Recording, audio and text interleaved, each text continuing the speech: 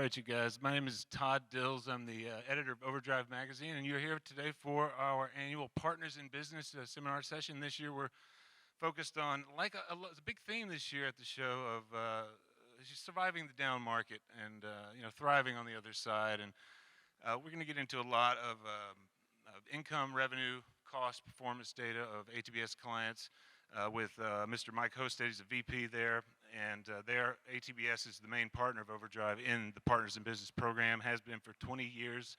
We've got a brand new book. If you got the postcard that we handed out to you to come in, on the backside there's a QR code and likewise a link where you can download that. It's free of charge. Brand new updates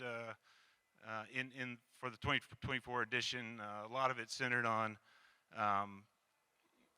it's across the board, really, from anything from more red flags to look for with double brokers that we've been a lot of independents have been dealing with over the last couple of years in a big way, and insurance information, various other things you can take home, contemplate, bone up on the fundamentals. It's always a good thing. A bit of a refresher every year we do this.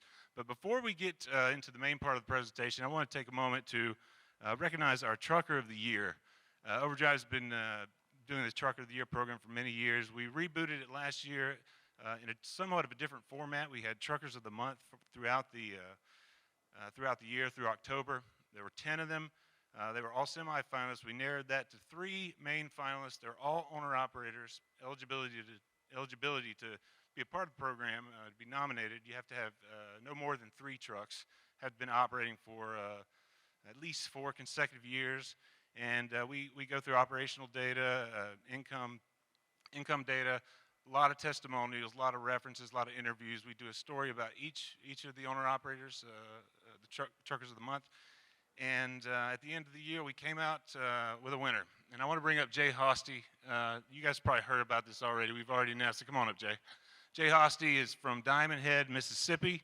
He's leased a Landstar, has been for about 20 years, but his history goes back 4 decades. Jay, how you doing, my man?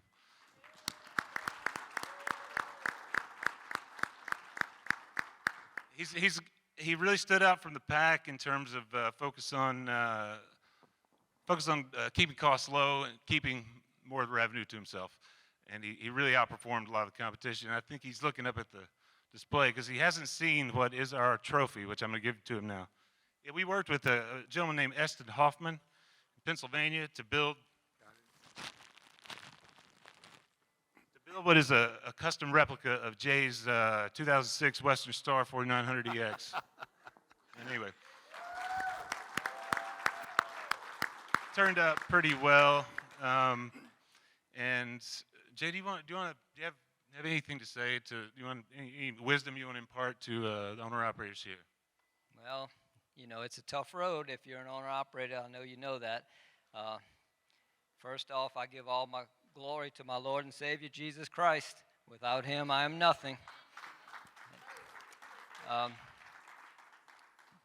basically, if you're an owner-operator, it's for me, it's just about knowing your cost, knowing it costs money to run a truck, and you got to know where you're at. You can't just fly by the seat of your pants. So that's about what I could say about that.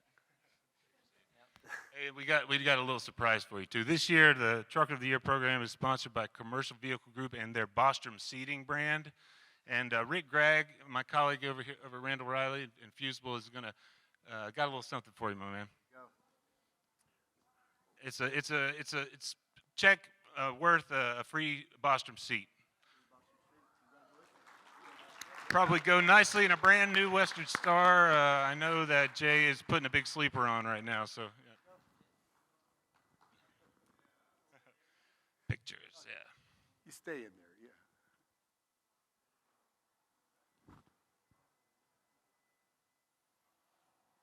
Anyway, Jay Hosty, everybody.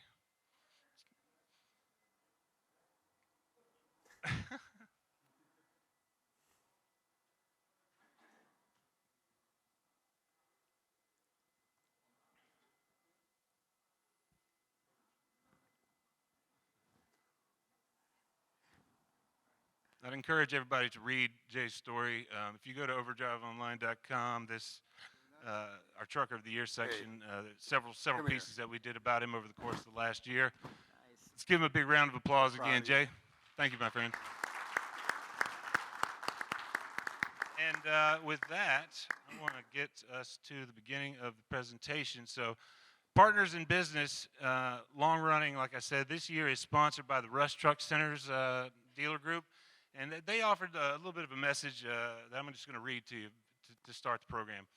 So, more than a dealer network, Rush Truck Centers is the premier solutions provider for the commercial vehicle industry. More than 140 Rush Truck Center locations across the U.S. No one can match their network reach and scale. Rush Truck Centers has partnered with Overdrive parent company Randall Riley for many years across many channels. And they're excited to come together for Overdrive's Partners in Business for 2024. If you missed yesterday's announcement, Rush Truck Centers is also proud to partner with the Wounded Warrior Project to honor and empower America's injured veterans. By joining them in an important effort, you can enter for the chance to win an iconic piece of trucking history. I don't know if you guys saw this out here yesterday, but it's a beautiful, beautiful Peterbilt 379X, last one ever made. Yeah, my bad. Now through September 15, I guess I should stick to the script, right? Now through September 15, 2024, visit winthelast389.com, where you can make a donation to Wounded Warrior and enter special sweepstakes to win the last Peterbilt Model 389 ever produced. The sweepstakes pays tribute to the legacy of the model, giving the winner an iconic piece of the Peterbilt story. The Model 389X turns heads, captures hearts as it truly embodies the rich history of trucking with its traditional styling and stunning display of chrome and class. It's a good-looking truck for sure. Stop by the booth. It's number 36220 to see it. It's on display there, and you can learn more about the sweepstakes. As noted, visit winthelast389.com by September 15th later this year to make a donation and enter for the chance to win. And with that, I'm going to turn it over to Mike Hosted and Gary Buchs. Quicker. All right. Thank you. All right. Well, thank you, everybody, for joining today. I want to start by, again, congratulating Jay. That's an awesome honor, and what a cool gift. So congratulations. That's really great. Anyway, we'll get started. We've got a lot to cover. I know that we're a little bit behind, but Gary and I have been doing this a few years together, and it's an honor to be here with you again, Gary, and we're looking forward to the discussion. We do have a couple of spots blocked off for questions that you might all have. We'll also hang out back afterwards if you have additional questions or just need more insight on anything that we're talking about today. So we're going to go over a lot of data, what's going on in the industry. We're going to talk about what you can do to survive, what you can do to make more money, and How to turn this around and become a thriving owner. And if you're new or looking into it, how to avoid some of the pitfalls. When you get started right, don't try to catch up 6 months later. That's a big key. that's right. Yeah. So let's get started. We always like to start off, and thanks for anybody that's back again this year, but we always like to start off by talking about the economic environment of trucking. So what's going on? And I mean, I don't have to tell you guys, it's tough. It's really tough. But we're going to look at some data. We're going to look at what's actually going on with numbers, what's going on with rates and things like that to get started, just to kind of set the table and see what we need to do to survive. So I'd like to start off looking at the spot market. The spot market is really a good indicator of how healthy the trucking market really is, because it's spillover freight generally. There's contract freight that's with carriers, and then they put it into their brokerage if they can't haul it, and then if the brokerage can't sell it to their trusted fleets, they put it in the spot market generally. And so it's a really good indicator of how much excess freight there is in the marketplace. And so anytime there's excess freight, rates tend to go up. It's very simple supply and demand. And so this is a really good indicator. This is from truckstop.com, and this is the load to truck ratio over time. And so if you look back through time on the left here, we have the number of loads per one truck looking for a load in the spot marketplace. And so over time, you can see it really does mirror a good market time. So you can see here in 2018, we had great freight. We had about 75 loads per one truck looking for a load in the spot market. And because of that, rates after fuel surcharge went up to $242 back in 2018. And then we kind of just had a tough year in 2019 and early 2020 when the pandemic started. So the amount of freight went down. We were about 30 loads per truck. And rates went down in the pandemic all the way to $1.54 after we back out the cost of fuel. So that was an extremely difficult time in the spot market and low freight rates. Then the freight boom hit because of the pandemic, right? Everybody had to buy goods. They couldn't go on trips. They couldn't go out to restaurants. So they were buying goods. They were buying Peloton bikes. They were buying new TVs, things like that. So freight went through the roof. And we had an awesome period for over 2 years where rates, we had almost 240 loads per one truck looking for a load in the spot market. That's how much freight there was. And that caused rates to balloon up to 274.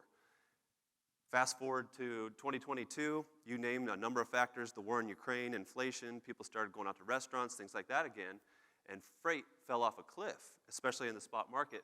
We went down to about 60 loads per one truck looking for a load, but most importantly, rates went down to $1.86. So I'd like to add in here as an owner-operator, what do you do with this data and how do you make it work for you? Try to find out the regions you run in and the truck to load ratios for where you run. And it varies greatly. You know, you who have experience, if you go to Montana, you know, the rate, there aren't many loads per truck. It can almost be, it'll be negative. And, but if you're in Chicago, Indianapolis, and so on, so when you start designing your plans or start planning ahead, keep it aware and find the data. It's out here, and if you need help with that, just start asking, where can we get this? Overdrive, we have that information available at times, so. For sure. So what's interesting about this data point is we're now at about, I believe this week we're at 71 loads. So we're going up. We're starting to see more freight get into that spot market. We are hovering right at about $1.88. But what's really interesting is that we're about 30 to 35 cents higher on the floor now than we were prior to the pandemic. And that's because of inflationary costs, right? We can't possibly run for $1.54 and survive. So we have set a new floor, but that's because costs have gone up and we need that new floor in order to survive. So that's the spot market, and again, that's a really, really good indicator of what's going on. So this is the Cass Freight Index. So this is major shippers, major carriers. This is contract freight that we see out there. And so this is volume. This is the amount of shipments moving. And if we look over time, again, when volumes go up, like in 2018, rates went up accordingly. The volumes went down in 2019, 2020, and then we had a huge volume increase there in 2021. So we have had volume go down over the last year, and it's really impacted rates, and you all have felt it. So volume's important, but let's look at rates themselves. And so again, rates go up when there's more freight to haul than what we can haul.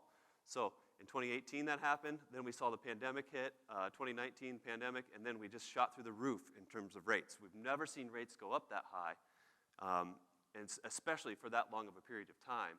And then again, in 2022, things kind of fell backwards, and then especially in 2023. But again, if you look at that black line up there, we've set a new floor.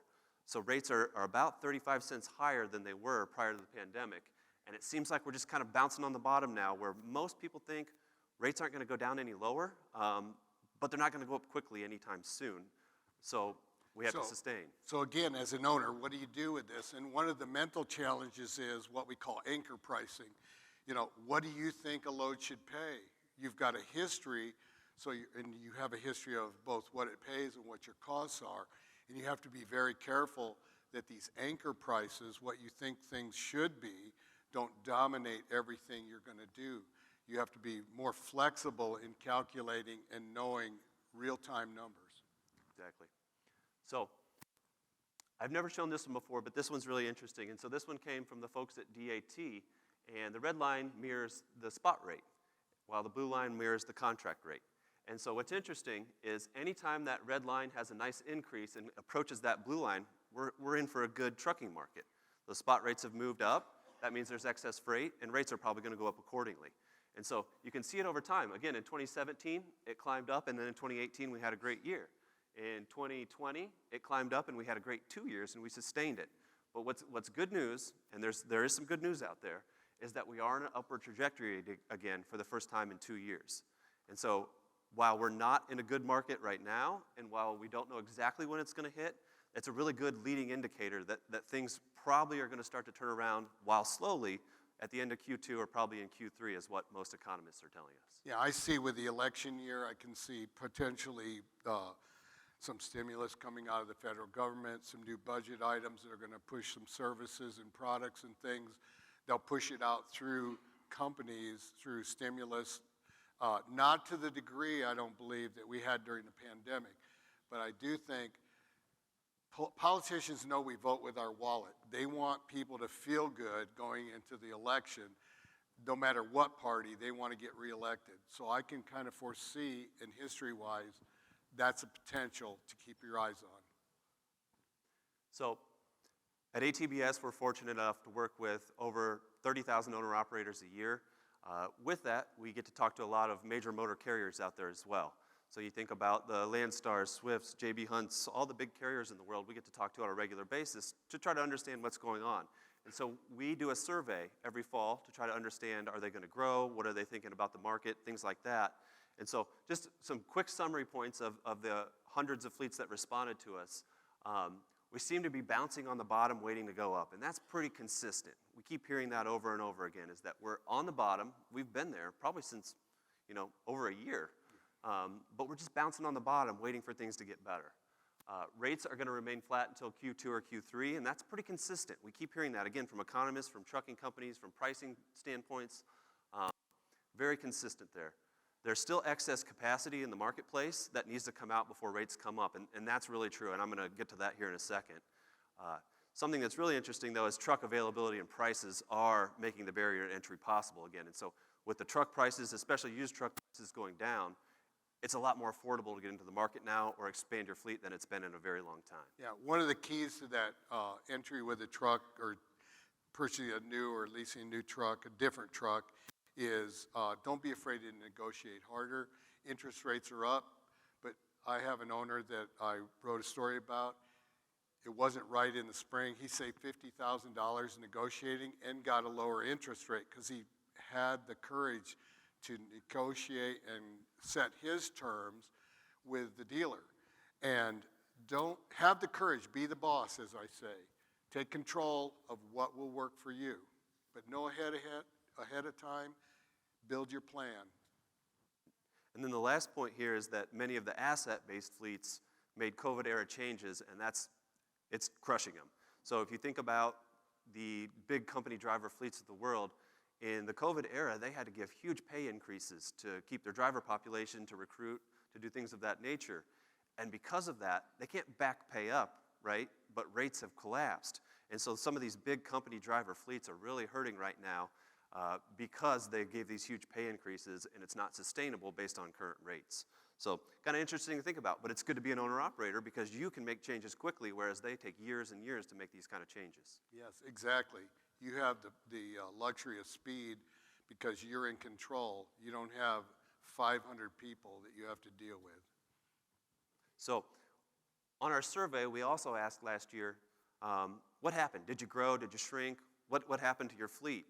And so these are major owner-operator fleets. There's probably 100,000 owner-operators in this pool that we surveyed out of.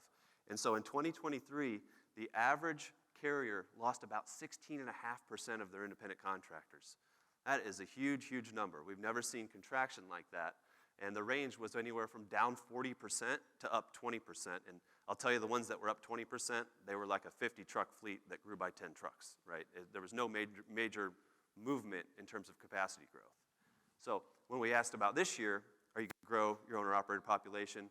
Very modest numbers, only up 4%, which is pretty rare. Normally we see fleets wanting to grow 10 or so percent, but because of marketplace conditions, there's pretty modest expectations around growth in the owner-operator population. Right. Part of that, I think, is they want to keep the contractors and the drivers they have now happy because some of them have lost freight availability or lanes, so they have to balance out that and try to keep the good people they have happy. So this is a really interesting chart, and this came from the folks at DAT. This is the number of new motor carriers entering the marketplace over time. And so this is pretty important.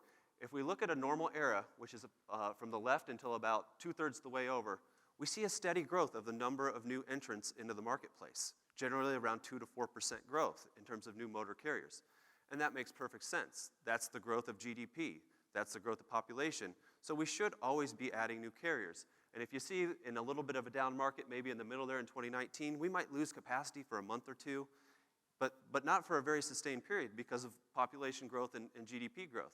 But then in the COVID era, we had carriers entering the marketplace at a rate we've never seen before because rates were fantastic. Why wouldn't you go chase the good rates? But because of that, we added way too much capacity, and it's now hurting our rates. And so now we're seeing, on the right-hand side, we're seeing carriers leave the marketplace at a rate we've never seen before. So while that seems negative, if you're still an owner-operator, that's a good thing. We actually need capacity to leave the marketplace for rates to bounce back up. And so we're seeing it happen. This is probably a lag measure too, meaning we're probably going to see this down for another year because when you lose your authority or when you go out of business, you don't like send FMCSA an email and say, hey, I gave up, right? You just don't report the next year, and that's when they find out. So this is a lag measure, and we're probably going to see this chart stay down for quite a bit longer. And as an owner, trying to tune in and learn how to use real numbers and not emotion to make these decisions of what your future is and the direction you're going to go. It's easy to speculate and react when you want to take the approach of taking action that's planned. And it's easy to say, but it's hard to do.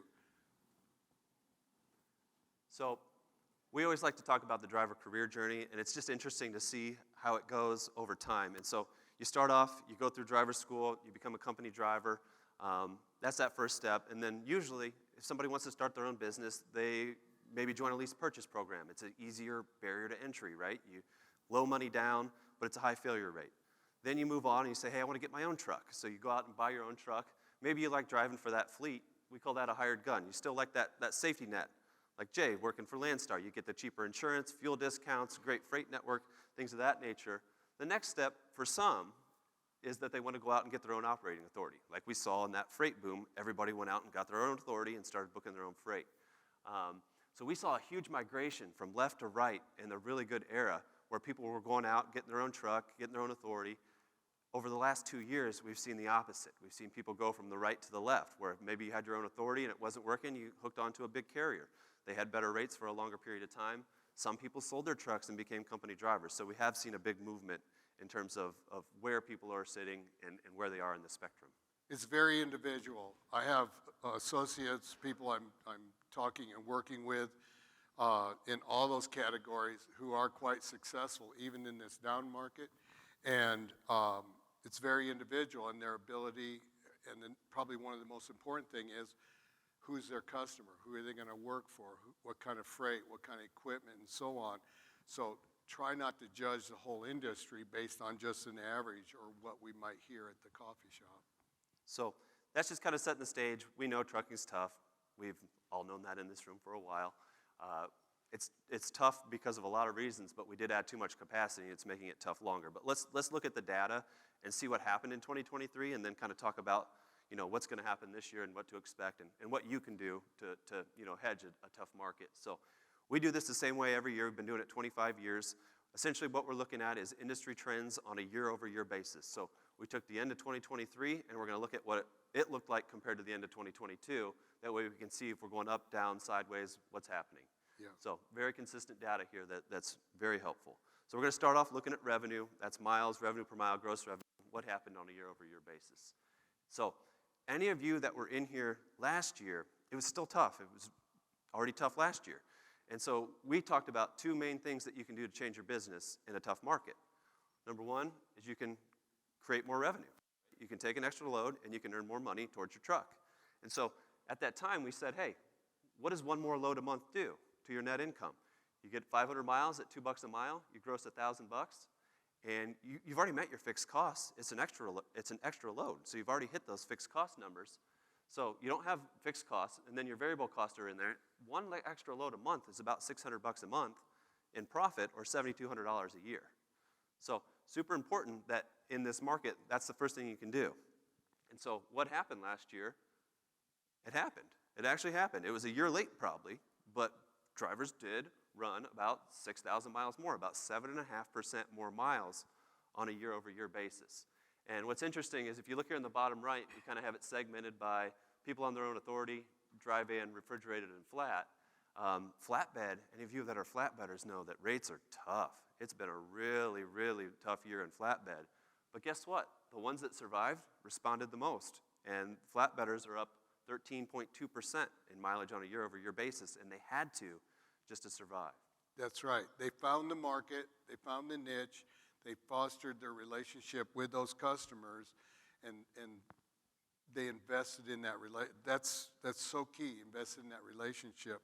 And if you work that extra load, it can be like working an extra month of income. The other thing that happens, like you had there, you dilute those fixed costs, which is strange. Fixed costs are variable by time. So that's one of the things to kind of try to wrap your mind around. So this is just miles over the last 21 years, but it's pretty incredible to see trends. And so if you look in 2007, we were in a good economy, and then the Great Recession hit in 2008. And so again, trucking got tough, and drivers responded. They responded in a big way.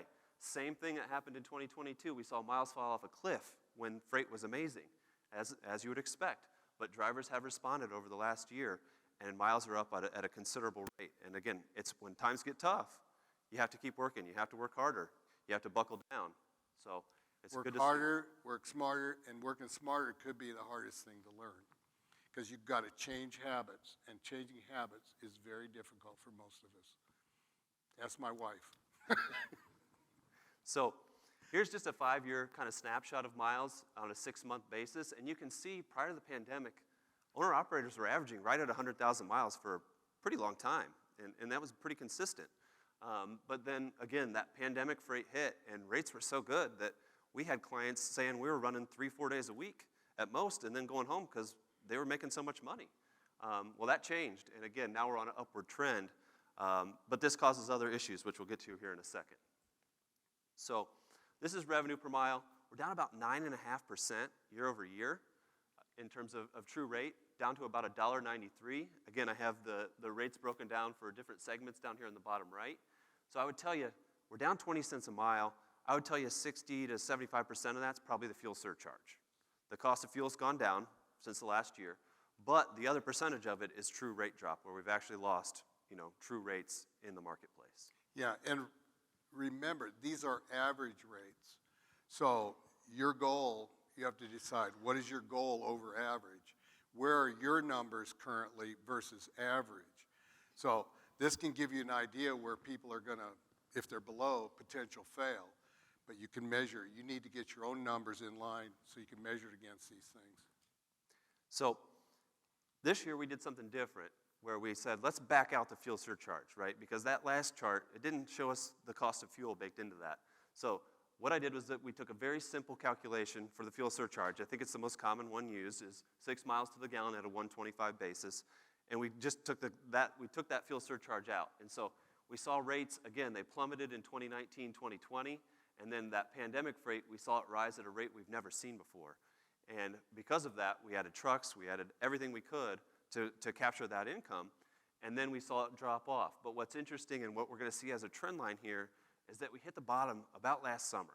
If you see in 2023 on the very right, about June, July is when we hit the bottom, and we've actually slowly trickled up in terms of true rate over the last 6-9 months. So it doesn't feel like it at all, but we are starting to, again, see positive signs where we pretty much bottomed out last summer, and we're starting to see good stuff. I'm seeing that with the owners that I work with privately, is the trending. And they're also getting better at load planning and selecting and learning how to decline the unprofitable loads. And that's something to learn. So, we constantly hear about, capacity leaving the market. We hear about trucking companies going under. We hear about people leaving the industry. We hear about owner-operators going out of business. All the tech money that came in during the boom cycle, it's kind of evaporated. So with all this capacity leaving, why haven't rates come up yet? Why is this still at the bottom? And there's a lot of reasons for it, but one of them is because we're running harder, as I kind of alluded to earlier. So this is busy, but the main points of this are, in the peak in 2022, we think there were about 375,000 owner-operators in the United States. Over the last 2 years, we've lost about 20% of that population. We think we're down to about 300,000. So there's no exact number out there, but we believe this is pretty darn close.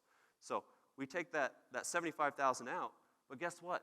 They ran 8.25% more. They ran more miles. And so those miles have actually offset some of this capacity leaving in a big way.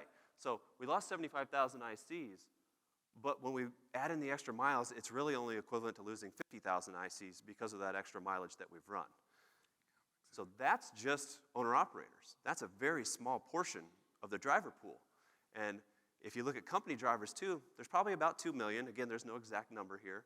Let's say half those owner-operators that went out of business went back to being a company driver. But if they went up at the same rate, at that 8.24%, when we factor in those extra miles, we're actually positive 130,000 drivers because we're running harder to try to make up for it. So while capacity is leaving, trucks are leaving, businesses are failing, the ones that are still surviving are running harder and keeping rates down because they're running harder and taking up more of that freight. Right. The fleets know what we're talking about. They know how to run more to dilute those fixed costs and so on. And they are crunching those numbers by the hour, is my estimate, is my expectation. So let's just say company drivers only did half of what owner-operators did. Bottom line is we're still up about 46,000, almost 50,000 IC trucks in terms of utilization. So because of these extra miles that are being run, we aren't losing capacity actually. We're staying pretty flat, which is why rates have stayed down longer than normal.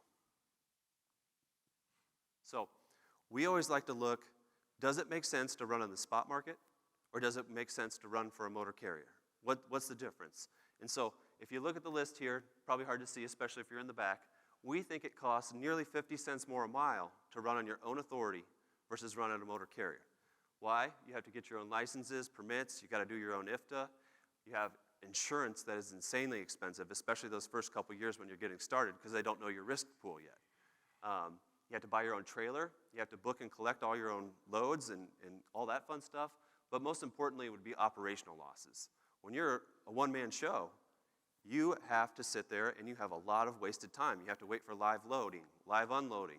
It's a huge amount of time versus a drop and hook situation where you just back into a dock, unhook, and get on your way. It's a huge difference. So we think it's about 50 cents more a mile to run on your own versus at a motor carrier. Also, it's harder for the single small operator to find that customer because customers, they have to manage their risk.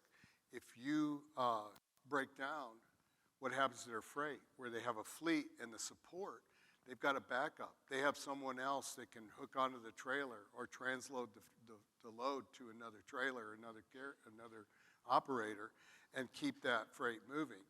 That is very valuable to the customer. They know that. So let's look at it at a more micro view. This is the same data, but that line there is the break even. Does it make sense to run at a carrier, or does it make sense to go get your own authority and get your own freight? So during the pandemic, you can see we were far above that break even. We even peaked at $1.36. So on your own authority, at that time, you can make $1.36 more a mile to be out on your own versus the average motor carrier. That only cost you 50 cents to get there. So you're at a net profit of 86 cents a mile to go do that, and that's why everybody went and did it. I mean, who could blame them? But then it just fell off a cliff in early 2022, and we've just, again, been bouncing on the bottom. Right now, the difference is about 32 cents a mile, but it costs you 48 cents to get there. So, you know, I think right now would be a really tough time to start on your own. It absolutely is. There's so many barriers. I think the insurance cost, actually, when I see the numbers from people, that's kind of low, the $12,000 to be honest. And, but the administration, how do you administrate a business from your truck? That is very difficult. And if you don't have that back office support from a fleet, from a service like, you know, whoever you use for financial help and bookkeeping and so on, whoever that is, you need back office support. If you need factoring, that's huge expense. And I don't know, it seemed like there would have been more cost from factoring. Sure, yeah. So yeah, it's a tough proposition. Those that have survived and have good relationships in the spot market that are on their own authority, they have good relationships with their brokers, are doing just fine. But if you're going to go out and play on the load boards right now, you're going to really struggle. So gross revenue, I don't put too much into this, but we are down about 2.6% on a year-over-year basis. What I want to point out, though, is in the bottom right here, flatbed, they ran 13% more miles just to break even on their revenue. That's how tough it was in that flatbed market. Yeah. So let's take a quick break. Does anybody have questions on this data? All right. It's hard to see. Go ahead and shout out your question.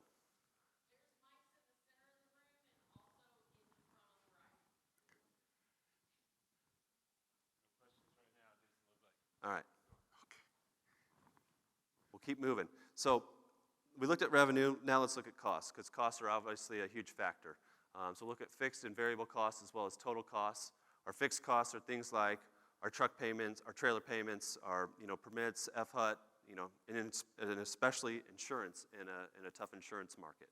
So this one really, really stuck out to me. This is probably the highest fixed cost jump we've ever seen. Fixed costs are up 7.8% or $4,000 on a year-over-year basis.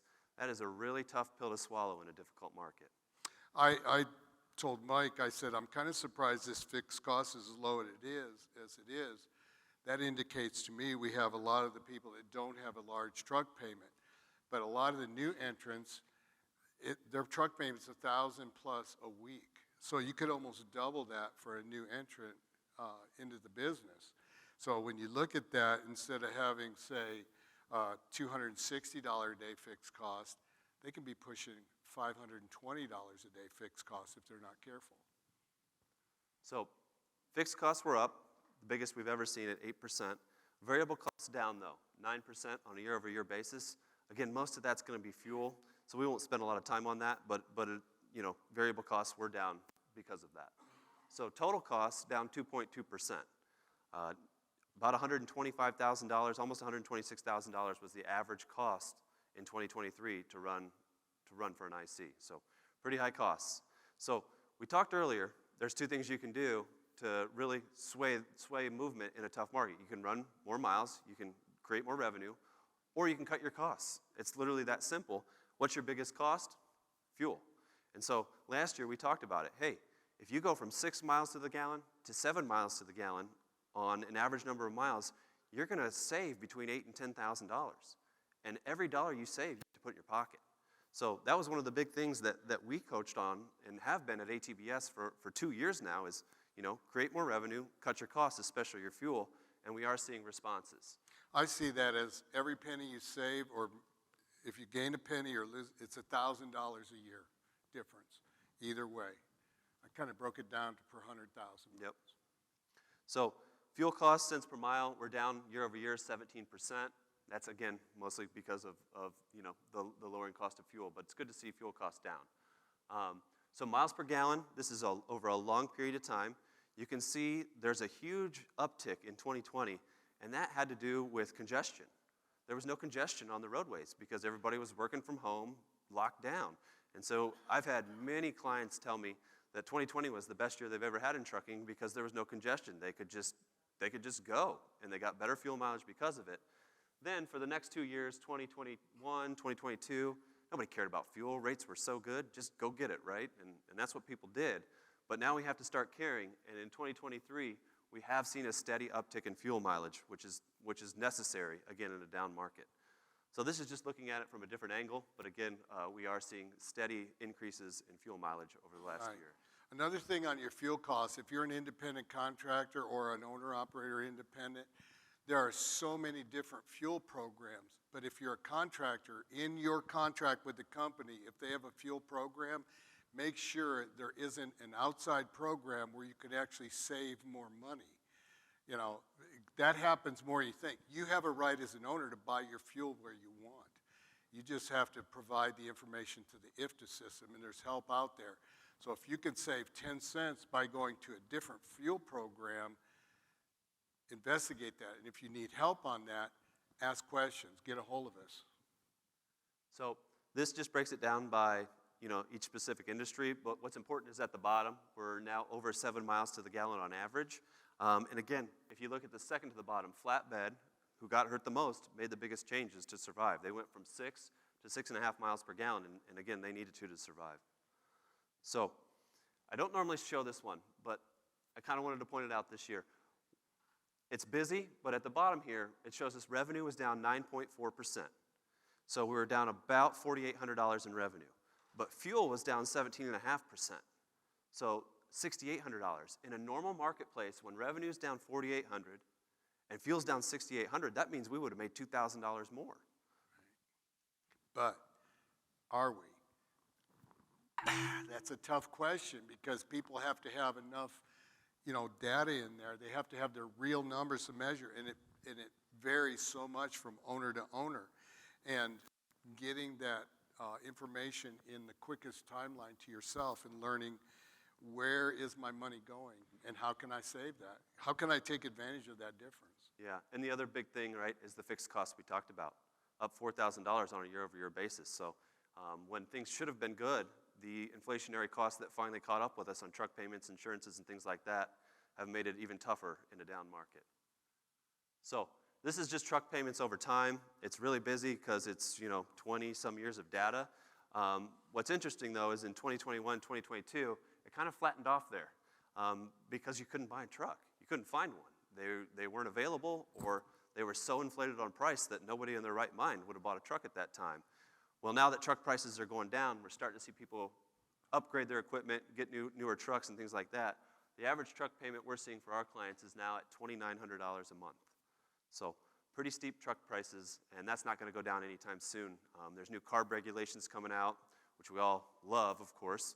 But yeah, there's new technology coming out. The materials costs, the labor costs, the union costs at the plants, everything's going up, and that means truck prices are going to continue to go up. The interest rate on financing, and I watch the financial markets a lot, and everybody's watching the Fed.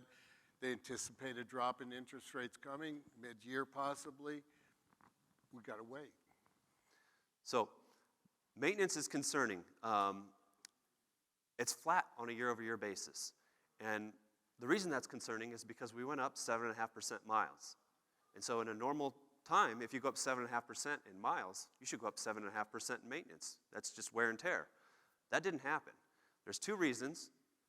One is because probably newer equipment, right? If you get newer equipment, your maintenance costs are likely going to go down. But a big reason that we see here, and I'm going to fast forward a little quicker because I know we're running short on time, but we see deferred maintenance when times get tough. And that is the kiss of death. So it's just so important to look at. If we look at the Great Recession back in 2008, 2009, we saw maintenance fall off a cliff, and then coming out of it, it spiked. It's because people didn't have cash flow and were deferring their maintenance. And if you do that, that can lead to major mechanical failure and put you out of business. Right. So here we are again on the right side. Maintenance peaked, and now we're falling off a cliff. And it feels like, part of it again is newer equipment, but it feels like people are starting to defer their maintenance. Investing in that, what would be the aftermarket, people call it a warranty, but equipment protection programs, that's like health insurance. It's your catastrophic health insurance for your truck. And you may pay $8,000 for a 3-year policy, but the average payout I get from Tim Ronan from NTP sends me the data, and they pay on average out somewhere between $5,000 and $11,000. It depends on the repair. They've paid as much as 80-some thousand for a repair, replacement engines and transmission on one truck. So we'll keep moving and get to questions at the end because I don't want to overrun on time. But let's get to the fun part, net income. That's what we all want to know, what we all want to increase, and why we do this. So net income on a year-over-year basis for the average IC is down 2%, down to about $63,000. So this was down from the peak of almost $72,000 2 years ago. We've seen a huge, huge drop-off, nearly 10% in terms of net income since the peak.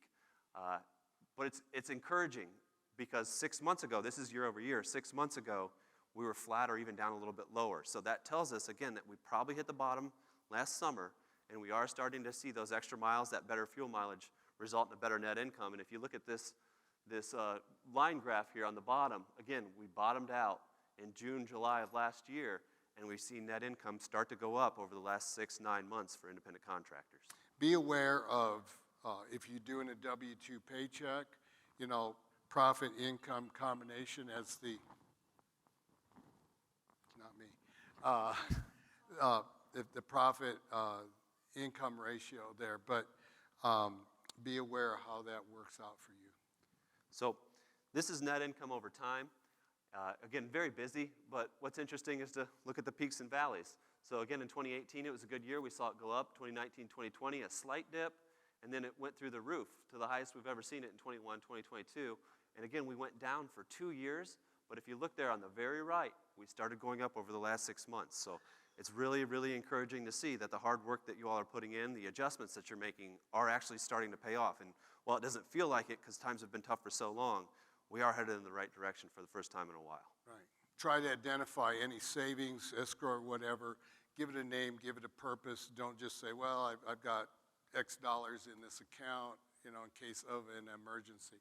Try to give that money a purpose, and that'll help you manage the expectations for the preventive maintenance or the anticipated loan payments and so on.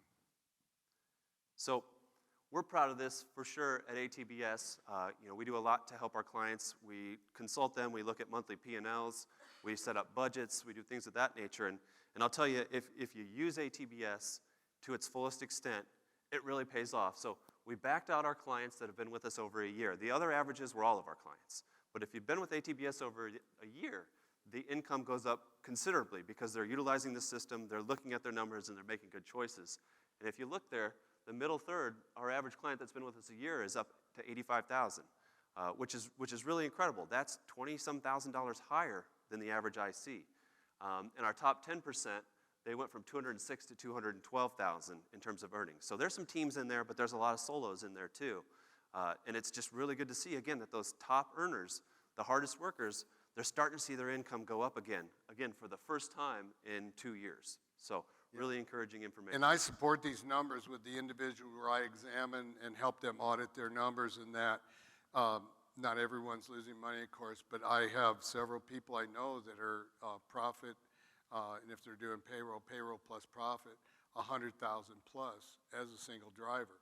They have their niche, they have their market, they have their customer they establish. There are ways to do this, but it just doesn't happen by itself. That's right. So this is what ICs have to do in order to earn what income. So back when we started doing this 21 years ago, the average IC was running 140,000 miles a year to make $47,000. That's a tough life. A lot of miles. That's a lot of time away from home. We peaked at about 85,000 miles and 72,000 net income. We're now at about 91,000 miles and 63,000 net. So again, it's down, and that's really, really tough to swallow in an inflationary time like we're in. I mean, the cost of groceries, the cost of everything has gone up, but our income's gone down. And so that's why we have to continue to make adjustments. But again, I look at those last 6 months, and we've started on an upward trajectory again for the first time in 2 years. Yeah, exactly. And you have to think about the type of contract you have and how that pays, if it's percentage, if it's per mile. All these things are influencers on your decision about what you do, how many miles, and so on. My theory is less can be more. You just have to understand what you're doing in your market with your customers. So this is really busy, but what it really shows is miles have increased at the very top on a year-over-year basis. And on the bottom, because of the increased miles, we are seeing net income go up on a year-over-year basis again. So that extra hard work is really, really paying off. It shows it in the law of averages, and it just shows it with the people that are making those adjustments. Their attitude changes, everything about it changes when you start to make adjustments and set goals. And when you hit those goals, it's really rewarding, and it pays off on your bank account as well. Yeah, build a plan. I'm not going to ask, who has a business plan. You have one probably in your head. It's often hard to put it on paper. There are ways, there's tools to help you do that. You just got to start asking. We can help guide you into those, tools. So this is an incredible amount of information, a lot of data. What does it all mean? So what I'll tell you is revenue per mile has flattened out everywhere. Once you back out the fuel surcharge, it's flat. It's not going up, it's not going down, it's very flat. When you talk to carriers, when you look at the spot market, we've just been flat for a year. But what does that mean? I mean, we see a lot of turnover right now. We see a lot of bouncing around, and it's not great anywhere. And so the grass is not greener on the other side most of the time right now. And I think that's really important because it costs anywhere between $10,000 and $15,000 to make a jump from one carrier to another. So it's a big deal. But probably the biggest part about this is knowing your costs. We talked about it earlier. Your fixed costs are up 8% year over year, but your variable costs are down 9% year over year. Do you know your current fixed cost per day? Do you know your variable cost per mile? I know Jay does. You don't get to drive a year without getting there. But if you don't know those numbers, you need to reassess because things are changing rapidly. And if you don't know that, it's impossible to choose the right load. Right. And if you know your per diem days, that's important. But are you efficient with your per diem days? You know, what is the lost opportunity potential and what can you take advantage of? You know, and don't overcommit because that can get us into trouble. But building that economic and efficiency, you as a small owner, the quick decision making, you have the advantage there versus the fleet. Yeah, so it's just so important to do a new budget, to understand your fixed cost per day, to understand your variable cost per mile. You can plug those into a quick calculator and determine how profitable a load's going to be right away. And then you have to map it out. You have to keep a scorecard, you have to have a profit and loss statement, and you have to keep watching it because your variable costs, your fixed costs, everything do change over time. And so if you don't make adjustments consistently, you fall behind. Every business owner has to make adjustments all the time. You can't do the same thing over and over again, or you're gonna lose. So miles have gone up. I think that's gonna continue up this year. We're at 91,000, 8% year over year, but that's gonna continue to go up. It has to. Fuel mileage has really improved, and that needs to continue to improve. The best owner-operators, as we saw, they've done both.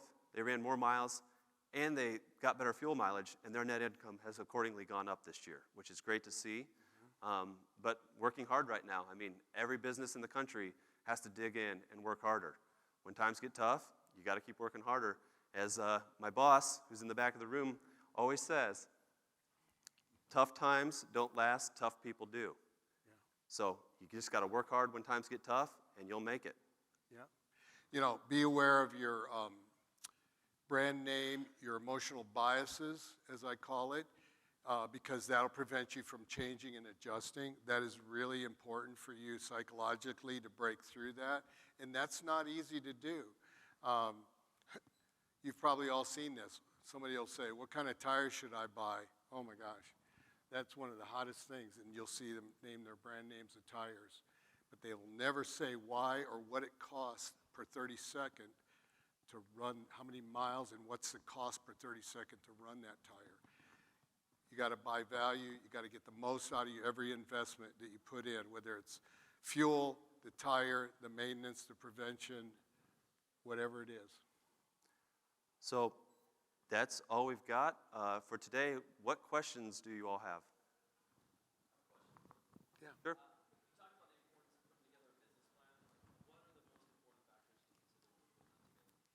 It's a really good question.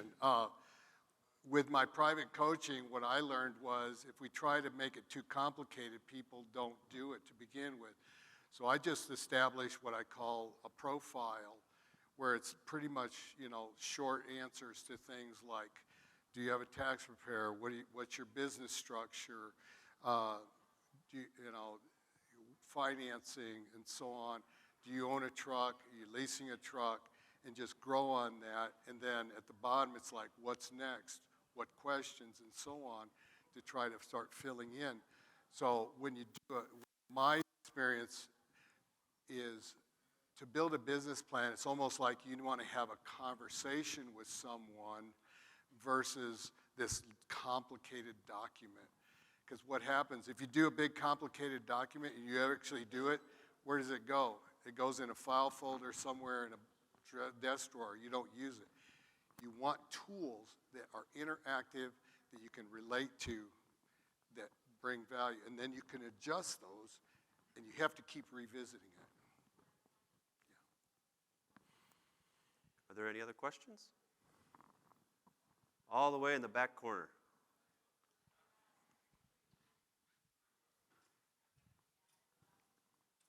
Yes, my name is Bo.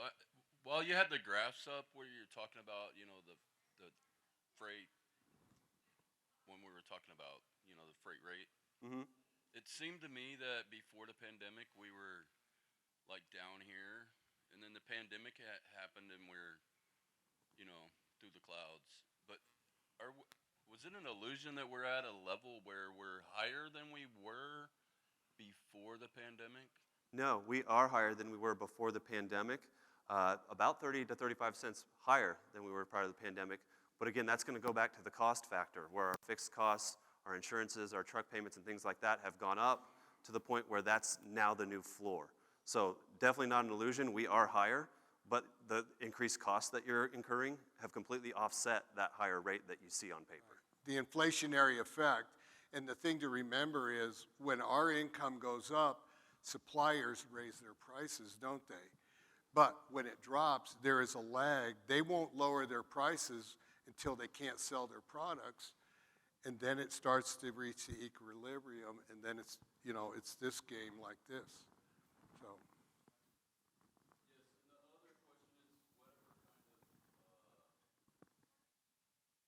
Program you're using to track your numbers. One, if you're not tracking your numbers, you already lost. So you got to keep track of your numbers. It's important to do it, like keep up with it, like monthly or weekly or whatever. But you know, the faster you need to be able to see those numbers going up or down. Yeah. That otherwise, I don't. It helps me when I'm doing it weekly. Yeah, for sure. Yeah, I know at ATBS we recently implemented our new hub, and it's an app and it's an online portal, but we do data entry in real time. So if you get a weekly statement, if you get a factoring statement, whatever your business is, you just take a picture of it on your phone, and then we'll have it entered in a day or two where you can track it in real time. So I agree with you. I think keeping up with numbers as fast as you can is the most beneficial because you can make changes accordingly. And if you don't keep up, you don't know to make changes until it's too late and you've lost a lot of money. Yeah, So, I great coach the owners to do weekly P&L and then run that average through the year, and they'll see that weekly P&L profit move, and that also is a psychological help to avoid overspending. So instead of saying, wow, I got $5,000 last week, I can go out and spend four. Four's already going to pay bills. You have $1,000 to spend, and that's very important. And the other thing that happens with contractors or even in when you have automatic payments or deductions out of settlements and so on, you have to be very careful to recognize the money's coming out. A lot of owners struggle with recognizing how much they're paying through their contracts as deductions. So you need to, every week, you need to really touch that number because you never write a check, you never pay the cash, you don't feel the pain of that payment, you just assume you're going to be fine. So. Did you have a question? I've actually got a couple of questions. One, I hear you talking about the rising costs and the rising floor, where it's up 35 cents for the new floor, but in comparison to the new floor, are you thinking that rates, based on the other gentleman's question, are still outpacing it so that we're still better, or that our rates are less than the 35-cent gap? I'll tell you that net income is pretty much exactly the same as it was prior it looks to the flat. pandemic, so it's flat. So it looks flat. Secondly, I mean, when you're talking about reducing your fixed costs and your overall costs, I haven't heard a single person all weekend talk about the fact that most owner-operators, whether you're signed on to Covenant, Landstar, Warner, whoever, or you're the trailblazer, should be counting in their fixed costs a certain amount of their revenue per week to go into escrow for preventative maintenance. Because if you get ahead of the maintenance and maintain it, it's a hell of a lot cheaper than fixing it on the backside. Oh, yeah. The other thing is working the tax code. I haven't heard anybody talking about reducing their overhead by working the tax code. As far as if you're working for a big fleet, or if you're looking at those big fleets, they're calculating exactly how many gallons they need to buy in this state, that state, so they're not paying IFTA. They're getting returns. most owner operators are paying that per quarter, and they're not thinking about it till the end of the quarter, and then they get a $300,000, $800,000 IFTA bill that they're not prepared for. I haven't paid IFTA in over 15 years. I get a return every quarter. But I haven't heard anybody talking about working it the way the big companies do from an owner-op standpoint. If you want to compete with them, you need to think like them. Yeah, that's a We great. got to get it wrapped up, and there is material about those very things in the Partners in Business book. That's- So, Yeah. yeah, we're gonna post those for sure in the report that comes from this this coming Monday. So keep an eye out. That'll be at overdriveonline.com. And I want to thank everybody for coming. Download the book. Really, congratulations to Mr. Jay Hosty, and thank you guys for recognizing him. There's our And contacts. we'll be around.